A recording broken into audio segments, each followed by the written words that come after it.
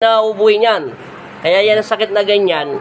Pag namamagayan yung palaypay, kahit isang buwan, balik-balik lang yung sakit mo. Pagkalipas ng isang buwan, babalik ka agad no?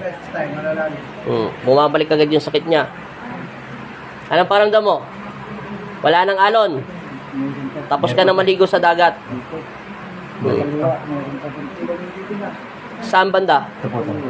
Yan. Pa-butterfly mo siya. Yan.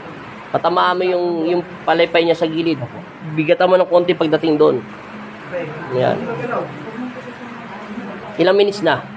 6 pa. 1 minuto na lang. Diinan mo ng todo. Di ba? Masarap. Hindi na masakit masyado, no?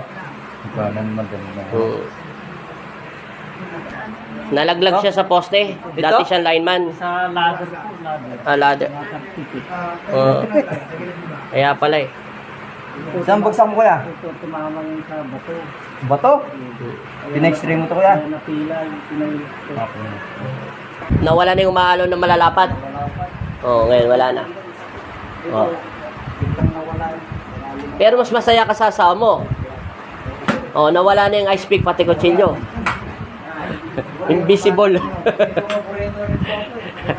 Siyempre, asawa mo yan, mahal na mahal mo. Kaya mo nga binigay siya sa ni Kristo. Okay, masaya ka na te. Masaya na asawa mo kayo. Lalo mas masaya ka na ngayon te sa asawa mo. Hindi na siya ubuhin ng 1 taon. Patay ka niya, may COVID ka na. Sige. Bawal maligo niya kuya ha. Sige, salamat.